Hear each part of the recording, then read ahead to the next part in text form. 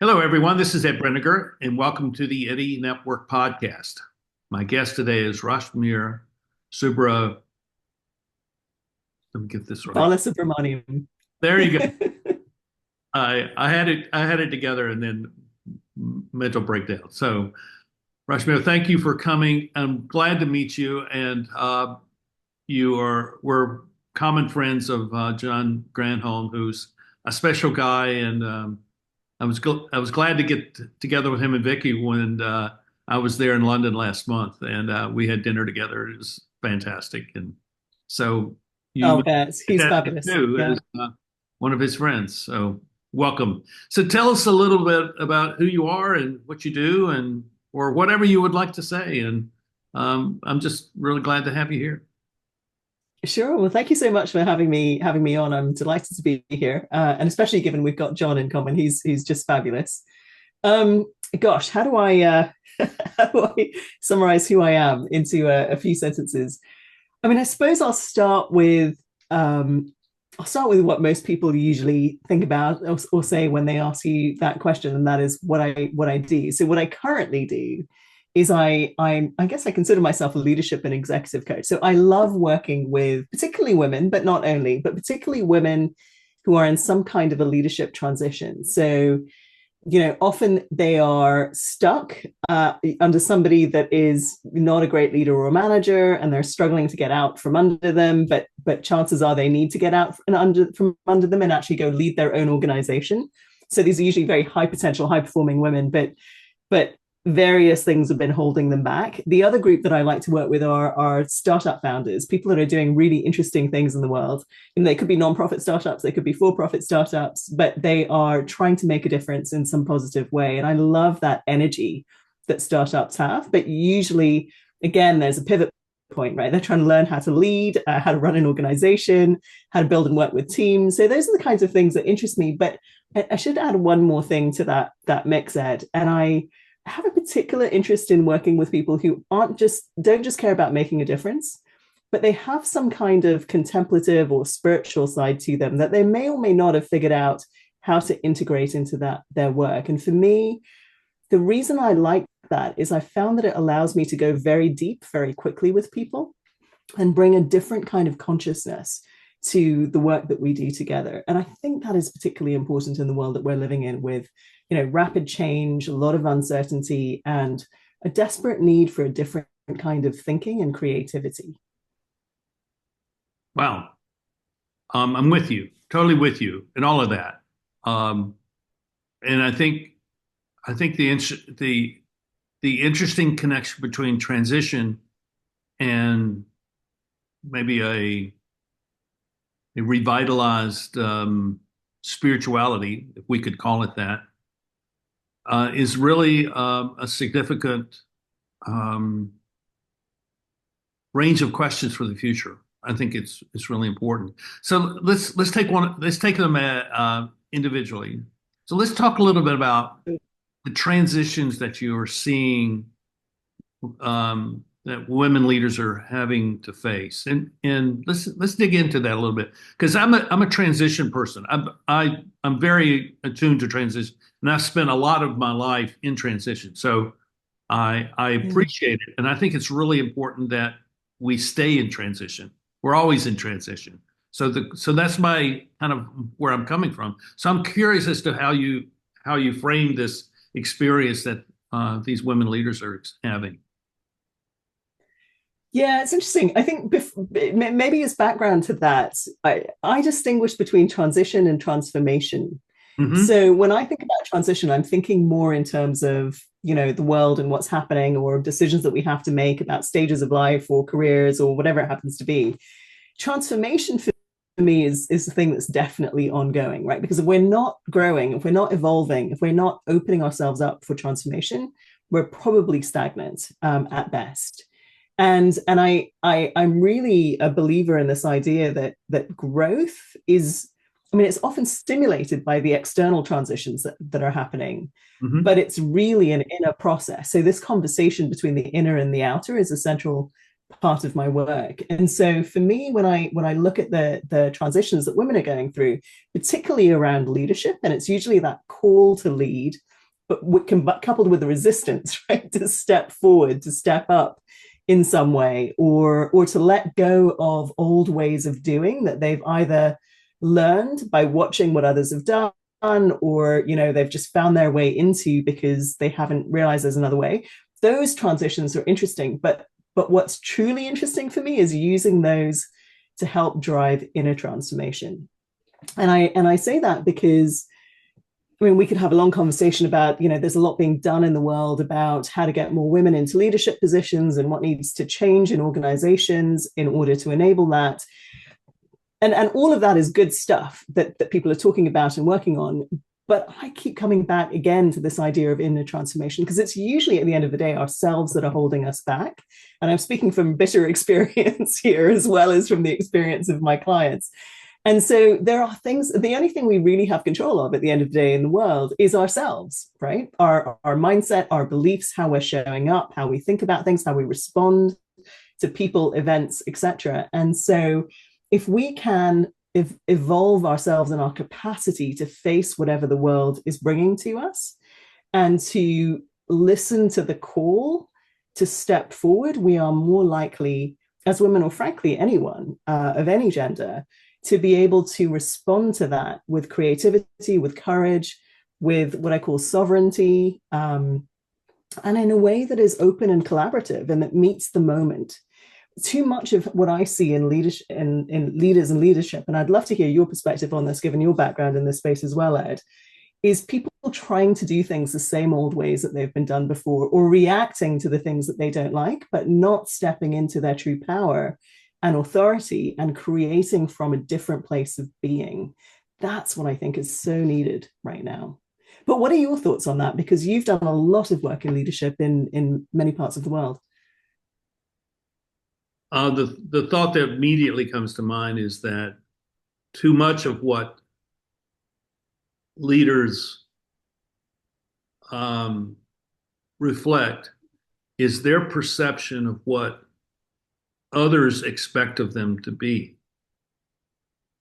and that this kind of stagnation of leadership as this one thing that's always going to be the same is a product of people feeling like they're not free to change, and they're not free to create a different scenario or a different narrative or a different context or a different set of relationships in that space of being an organizational leader. And I am and what I believe is the case is that the structure of organizations is the inhibiting factor, and the structure in essence demands that we keep things the same, because the structure's only purpose is to perpetuate itself as the structure. And I'm personifying structure as this thing that actually has a living, breathing effect upon people. And so it causes the relationships that people have to become very transactional, and people work within the structure to kind of negotiate power positions. And when down in their hearts, they know that this is not really the optimum thing. We need to figure out how to respect and trust one another and build kind of a collective leadership core from our relationships and shared mission together. Yeah, that's very, very well articulated. I think I 90% agree with you. There's one thing that I disagree with you on, which is the structure of the organizations. Definitely it's a limiting factor. And candidly, I've shied away from coaching in big organizations precisely for that reason. It's really difficult to affect change. And even if you can, help an individual person or leader in that organization, you've still got the larger context, culture, structures, systems that create resistance and push back on changes that they're trying to create. It's one of the reasons I like working with smaller organizations and startups, because there's more room to evolve structure, right? There's less is set in stone. But the part that I disagree with is I'm not sure I agree that the structure is trying to perpetuate itself. I think it can become that way when it gets very entrenched. So I would point to the Bretton Woods organizations as a case in point. So the UN, the World Bank, etc. Right? They are so set in stone, and yet are I don't believe they are fit for purpose anymore because their purpose was initiated in a period that was so different to the current world that we're living in. So there, I think you're right, and I think those organizations probably almost need to go back to almost be disbanded, go back to the drawing board, and reconstitute themselves in a way that is fit for purpose in today's world and given the future. You're smiling, so I'm curious about your thoughts, but let me just finish this thought, and then I'd love to hear what's on your mind around this. Again, the piece that I disagree with is other organizations where the structure isn't yet fully set in stone. I think there's possibility if we can tune into the soul of an organization and connect to the purpose, the higher purpose of the organization, then we can start to find ways to evolve that structure to enable that purpose to be realized. But it takes a different kind of leader that's willing to have that conversation and even recognize that the organization has a soul and a higher purpose and is wanting to evolve in some way. I agree with you. And what I have seen is that the the key the key to changing an organization that is entrenched comes from the senior leadership. And they have to be extraordinarily courageous because what they're going to do is fight every temptation to claim all of this for themselves because it's easy to do that. I worked with an organization years ago where a new CEO came in and he hired me to come in and help them write a value statement. And the previous administration of this company had been very authoritarian. They didn't let anyone really make any decisions. And so everything got passed up to the C-suite, and that's where all the decisions were made. And so I'm brought in to write a value statement to change this. And this new CEO had been there for 4 months when I got there, and he had said nothing about his plans. He had not, and so he had spent his time getting to know the people. And then, long story short, is that he accepted the work of the committee that I was working with as they decided what the new value statement would be, and he endorsed that. And from that, they put a new program together to train middle managers to be the facilitators of leadership to the lower echelons of the company. And within 2 years, Forbes magazine had declared them one of the 100 most trustworthy companies in the nation. So I've seen it happen, but it takes someone at the very top willing to sacrifice all their privilege to determine everything that happens and recognize that essentially they are the facilitators of leadership throughout the whole company. Agreed. It takes an evolved being, doesn't it? Someone that's willing to let go of their own ego needs to something larger than themselves. That's a spiritual question, isn't it? It is. Now you know exactly why I like working with people that have that basis, right? It just opens everything up in a way that is otherwise harder, I find. I mean, other people might be able to open it up without that piece, but I find it's helpful. So what does this transformation mean? When you are working with a leader and you're talking about transformation, what does that mean, or what does that look like? And what is the process that you're creating for them to go through this transformation? It's a great question. I don't know if I have an easy or simple answer to it, but I can give you some examples which may help. So one example is, and I have a few clients that fall into this, but I'm particularly thinking of one classic example of a female leader, brilliant, hugely talented, had achieved all kinds of incredible things in the world. but was stuck under, working in an organization with a bad manager and with a bad sort of head of that organization. And I say bad not as a bad person. I'm not judging them as an individual, but more in terms of their leadership capacity and the way they were leading the organization was suboptimal. So you've got very unhealthy dynamics in the organization. A lot of the women that I work with that are in similar sorts of situations, they're givers, right? They're healers. They want to make a difference. They want to make everything better. And they're often very self-sacrificial. So you can imagine working in that kind of environment, they get burned out. They're giving and giving and giving, and they're making a difference, but they often are not fully seen or recognized for their contributions, and it comes at a huge cost. And so, you could coach them to make a shift out of that organization, or you could coach them to be more effective in that organization. But where I usually end up going with these women is to look at what are the paradigms that are holding them in place in an organization like this, rather than stepping fully into their power and, stepping into whatever is the most purposeful next thing for them. So usually when I talk about paradigms, I'm referencing the work of Keith Merrin, who's a coach that I've sort of taught with and worked with.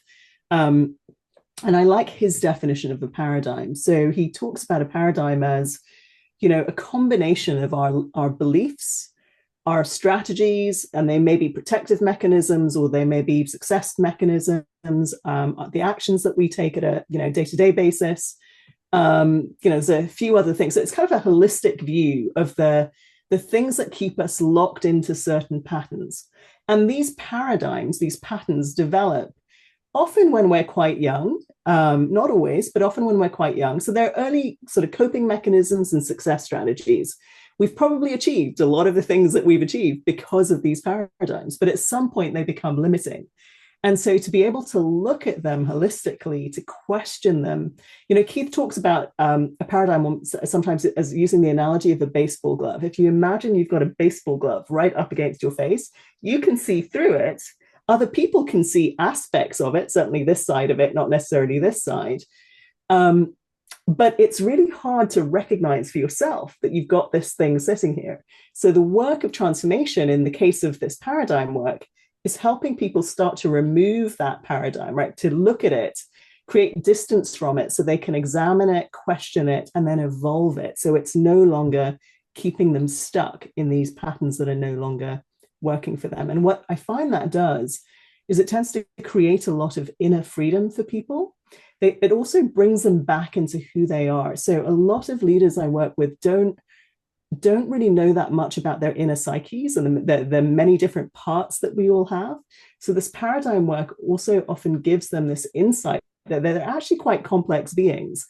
And it gives them more inner authority and control over which aspects of themselves are coming forward in any given situation. So that freedom and that ability to have this self-awareness, but also self-control, allows them to start making different choices because you look at the world differently, or you recognize when you're looking at it through a limiting paradigm or when you're looking at it from a more purely present place, so you can sense into what's emergent for you and for others in a situation. I feel like I might be getting a little bit too abstract, so let me just pause and check in and see if this is No, I don't think clear. I don't think it's abstract at all because what I'm Good. seeing is we all need to be self-aware, and we all need to be self-aware within the context of the world we live in, context of the business, the family, the community, Totally. and that's what you're talking about, and that's what Keith is talking about, and I think Yes. Totally. that's something that is emerging as a dominant theme in the world of leadership, is learning how to be culturally aware of what's going on so that you can respond to it appropriately. Because, the people who can do that, they're the ones who are the transformational leaders because they see what's Exactly. and they're saying, we don't want to keep going in that direction. We're going to go this way. Hey, come join me. And we're going to go this way. Exactly. Yeah, you've got it, Ed. Sometimes I talk about this work as it's almost creating inner wholeness You know, Mm. there's I mean, I'm not a therapist, and I love it when my clients do have therapists. I often encourage them to have one alongside coaching with me. But in a way, we're doing some inner healing, right? Because there's this wholeness that emerges, which allows the leader to then be fully present to whatever is happening in the moment and to what other people's needs are. So they're able, without feeling that they're sacrificing themselves and their needs, to respond more effectively in the moment. So that is one of the types of transformation work I do. There's another, and there's a few, but the other one that I'll share, because I think it's connected to what we were talking about earlier around purpose in organizations, is helping people get in touch with their higher purpose. So these pieces of work go hand in hand, but I don't always do both pieces of work with every client. It depends where they are, what they need, etc. But the purpose work is work. Well, it's interesting because I'm evolving it really. So the original method that I learned that I found very powerful, I learned from a guy called Tim Kelly, who's another coach that developed the method. And it's a what we call a direct method to discover your purpose. So we go beyond the mind and history and data to really tune into the source that knows your purpose. So the quality of purpose information you get from this method is quite different to most other purpose methods.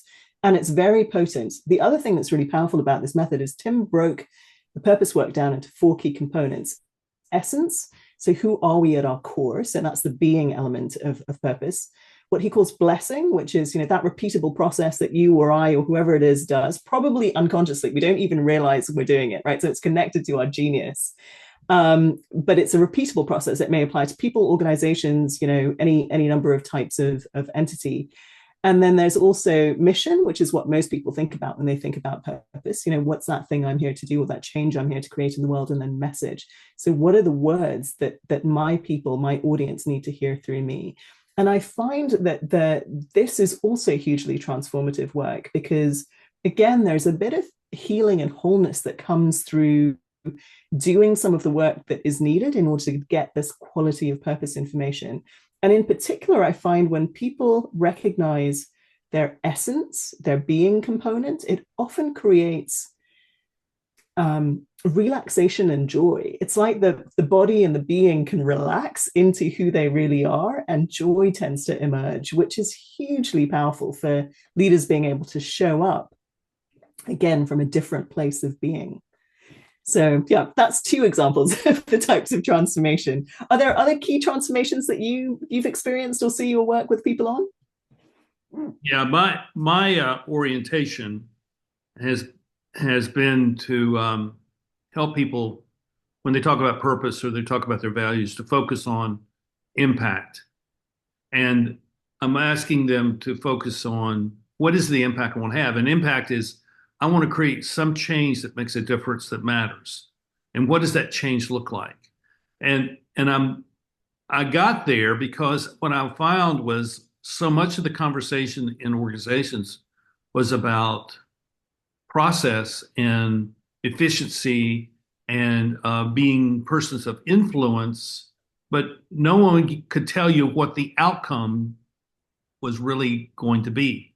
And as a result, numbers became the only real basis for outcome. So I this is going back 25 years and seeing that impact became this model for me of so tell me what it is that you'd like to change, and what it is you like to change. I can tell you there in somewhere in there is what your purpose is, and there are values there which have helped you come to this conclusion that this is what we need to change. And I mean, I'm not interested in being political here, but if you look at what happened with the presidential election here 2 weeks ago, what you found was a whole bunch of people who wanted to create change, and maybe they didn't know why, but they attached that need for change to Donald Trump, whether he's the real vehicle for change or not. But they saw that vehicle expressed through him because what they saw on the other side was that we're not going to change. We're going to stay the same. And so I think people have to ask this question: what is it I want to change? And am I willing to step into creating that change? And when when they say, I want to create this kind of change, then they're empowered to go do something which they would have never done before. And it may mean that they have to leave where they are and start something on their own. That's what happens. So Yeah. that's the where I push this question of values and purpose and vision. I push it to the point of, okay, if we're not changing something, and that's not a negative thing, it's just a thing. Then what are we actually doing? What is our investment of time and money and expertise really doing? It's a really good question. I mean, Ed, that sort of speaks to a third type of transformation that I like to get involved in, and this is an area what I'm about to share that my thinking and my work is evolving in. So, ask me again in 5 or 10 years, and I'll probably be able to give you a much clearer explanation of what it is. So before I got into coaching, I worked for many years. Well, I've done many different things. I've got quite an eclectic background, but I worked for many years in global health and international development. So very much focused on, change, making the world better. But one of the things that I learned through those experiences, well, several things I learned through those experiences. One is very few people doing that kind of work at the time were taking a systemic approach to change. Mm-hmm. That's increased over the years, so that's getting better. But I still think that there's a lot more that we can all be doing around being more systemic in our orientation and in our work. So that was one of the things that I learned. This one of the second biggest things that I learned, which is partly what led me down the coaching track, was recognizing that most people are focused on changing stuff out there outside of themselves, and they don't realize that they too have an impact, right? That they also need to change. It's a two-way process. And that second piece really bothered me, which is, why I've gone very, very deep in the coaching world, because I've learned a lot about how we create change in ourselves so we can be a more effective instrument in creating change in the external world. And now I'm actually bringing together that systemic orientation with the inner transformation. And here at the moment, I'm being kind of guided by some of the work of Carol Sanford, who writes about regeneration. So regeneration before it was co-opted by the environmental movement. So, really going back to kind of the core of what regeneration meant. And so here, bringing together these ideas of, the essence of the individual change agent, whether that's an individual or an organization or a combination, together with the essence of the system that they are trying to affect change in. So bringing those together with looking at potential. What is the potential of the individual, the organization, and the system? And how do we work with those elements to drive change so that we are working with what is and what wants to be, rather than just imposing our idea of what should be on the world? So this is a really interesting area that I'm really excited about. And again, you can see why I like working with people that have a slightly different ethos, because again, we can have a different conversation.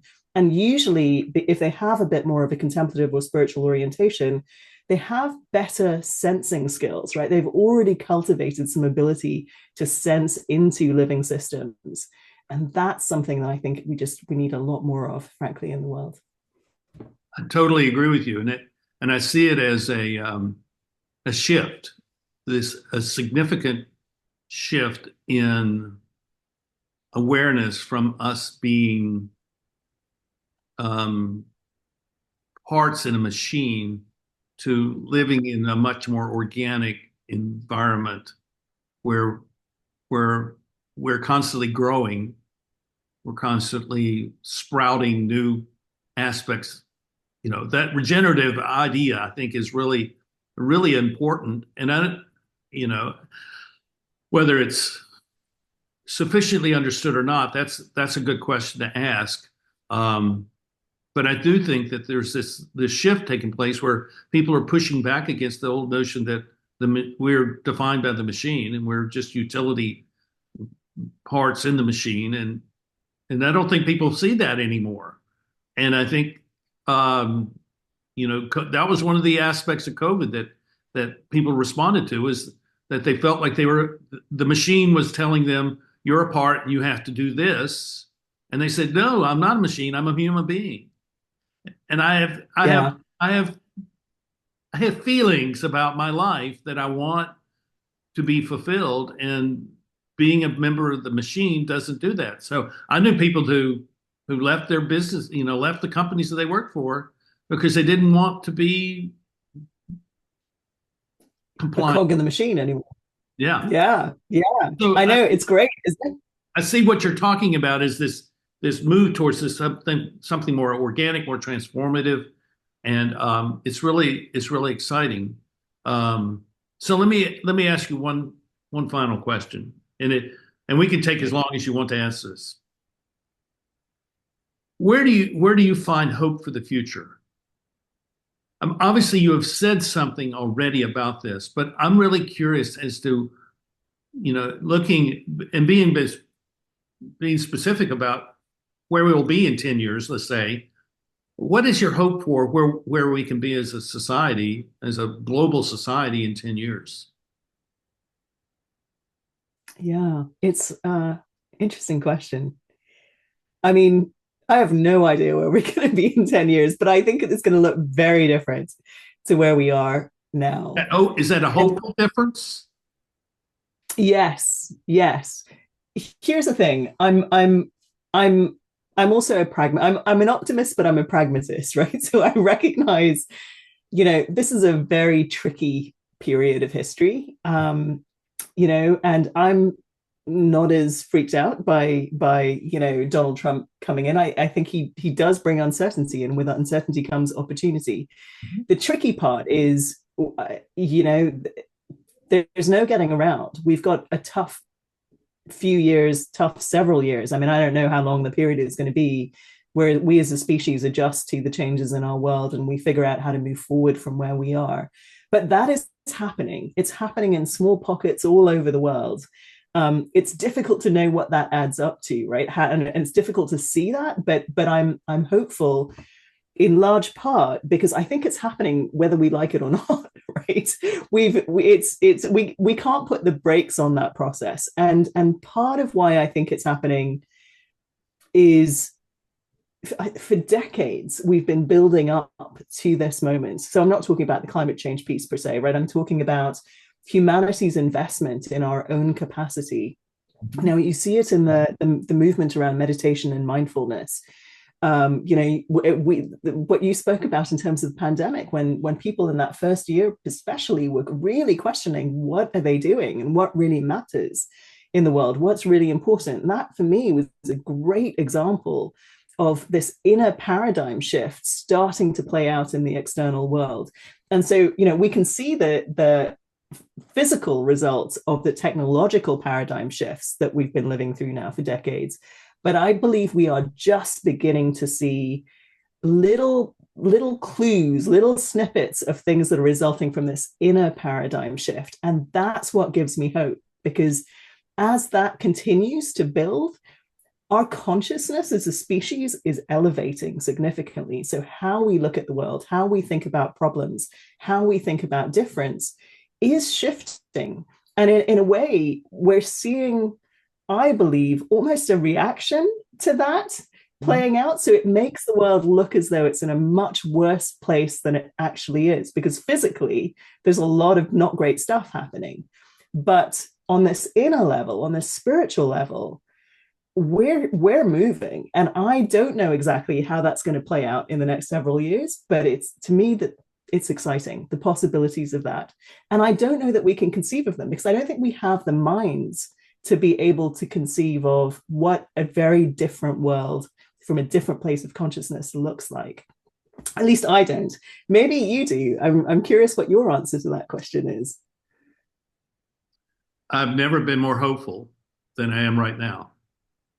And I'm hopeful because what I see is people like you who are helping other people make decisions about their lives that are their decisions. And when a person decides, I'm going to do this because this is my decision, it has an effect upon their families, their coworkers, it has effect upon their communities. And I think that's where the organic, kind of regenerative energy is being found.